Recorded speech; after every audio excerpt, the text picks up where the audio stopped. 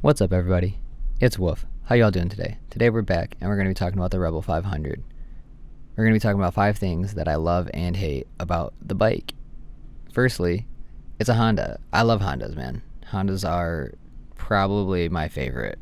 I love cars. I love the Honda cars. I love bikes. I love their dirt bikes, their ATVs, all of it. I love Honda stuff. I'm a Honda fanboy at heart. I had 3 Civics. My first car was a Honda Civic, a 2002 Civic. I had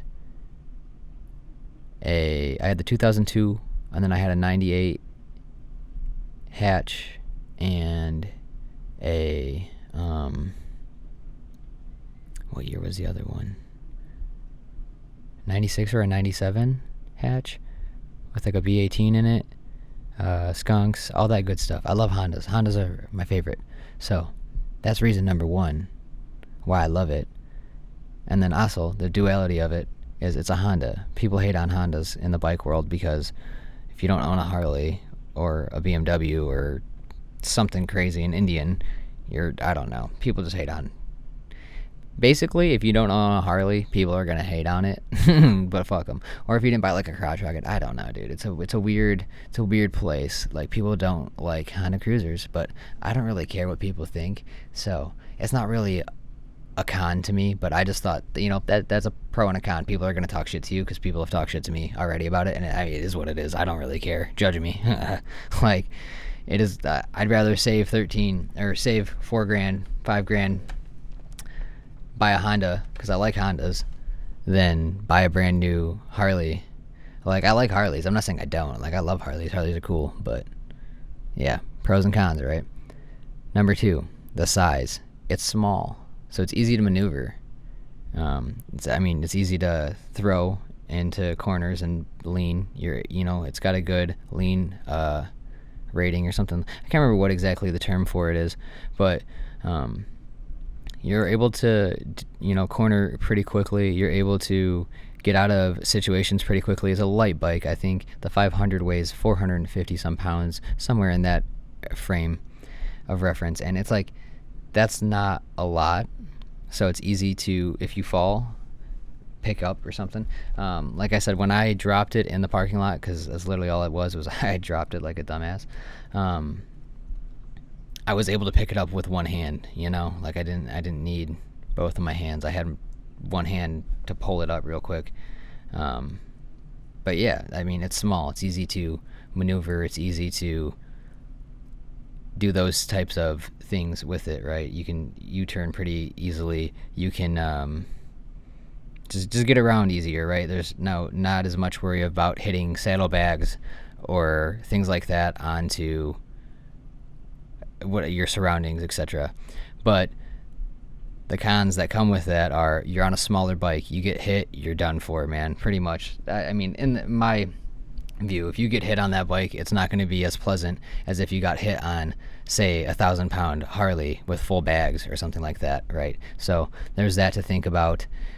You get pushed around a little bit more by the wind, and you're going to feel the road a little bit more than you would on a full-size bike with bags, all of that, with better suspension, meant for touring, etc. It's not really meant for touring. It's not a touring bike, but again, it's capable of the highway. It's capable of turns, corners, all that good stuff. Close corner maneuverability as well. So that's what I like about it. It's a Honda. It's a small little bike. It's easy to, do its thing, but it's also scary because it's small. So, part 3, the power, man. So in my opinion, it's got enough power to keep you out of trouble, right? Like, you're not going to go so fast that you're going to die, and you're not going to go so slow that you're going to get hit by somebody. Whereas I feel like the 300 lacks in the ability to pick up and go. You're capable of passing people on the highway. You're capable of going over 100 miles an hour on the bike if you so please to do so. With upgrades, I'm sure you could go over the speeds that I've already hit on the bike. But that being said, it is a 500. So the cons to that is the overall power band and torque are just not there, right? The more you ride it, the more you're going to get used to it, the more it's going to feel less. And you're going to want more I assume that would come as well with a 600. I'm not sure about an 1100 or a 1400 or things like that. Like once you get to that point, you're pretty much maxed out in all you can do unless you're getting a drag bike, right? And that's not necessarily what I want. I would like to have a crotch rocket and a stunt bike and all that good stuff, but me, I'm not really like a drag person or like trying to go like super super fast. Like I want to go fast, like maybe hit 130 140 on a bike for once in my life, or not for once, but hit like one time in my life or something like that. But I'm not out here trying to hit 200 like Jixer, bruh.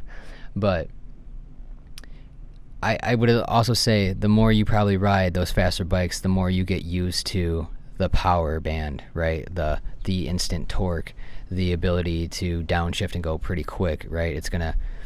The more you do that, the more you probably get used to it. Just like with the car, the more I drive my car, the more I'm like, wow, it's slow. If I take a break from driving my car or even my bike, like if I don't ride the bike for say a week and then ride again, I'm like, wow, 500 feels kind of fast. But then I ride it for 30 minutes, I'm like, okay, this isn't that scary. So yeah, that's number 3. The fourth thing, the price. It's very cheap for a new bike off the lot if you're going to compare it to a Harley or an Indian or something along those lines in the similar price point. Like the Harley Cruiser is 13 to 14 grand comparative to this bike. I don't know. Yeah, I mean, yeah, I think that's basically it. That's the other bikes, they might have a little bit more power, but your options in the cruiser section, I feel like are limited if you don't want to spend over $10,000 on a bike. So for that, that's pretty much where I'm saying at it.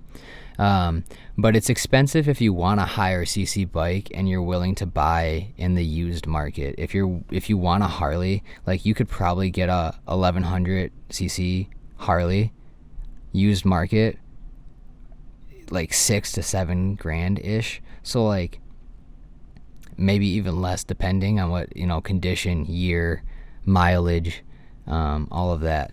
So I mean, there's things to consider as well with that. But if you're going for a brand new bike, it's hard to, I feel like, find a different option that's viable from a reputable brand.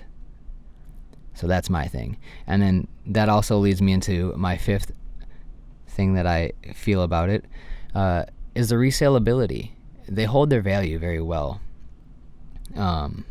So as an owner, that's good for me because I can resell it basically at the value of which I paid for it after having put miles on it. It's like you get to test drive it for a few months and then sell it if you really want to. And you should be able to either one, come out clean even and or recoup a little bit. It just depends on the market, the availability. They are hard to find. I feel like they show up at a store and they're gone. When I was looking to get a bike during my classes, because I was trying to reserve one before I even finished my class because they kept going and coming and going,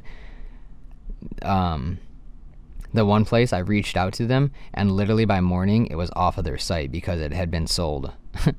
like somebody else had reached out before me, obviously, and then they like reached out to them and they bought it. So it's like it's hard to find, so there's demand, and I think that's part of the reason why they hold their value. But that is a con for somebody that may be wanting to purchase this bike, right? It holds its value, so you're going to be paying close, if not the same price as retail, maybe more, depending on taxes, etc. in your area, than you would to buy it brand new and straight off the lot. So there's a lot of stuff to consider, right? But those are the 5 things that I love and hate about it. It's a Honda, the size of the bike, the power, the price, and then the resaleability and value holding that the bike does have. I feel like all bikes kind of have that ability to hold value, but specifically with this bike, and then like if you look at the Groms and stuff, they hold very good value compared to their purchase price. And I think part of that is due to the supply and demand of the bikes at the moment, and then just the general market that we are in. So yeah, hopefully you all enjoyed. If you did, like, share, comment, subscribe. I know it's a little bit different than the normal video, but I appreciate y'all. Peace.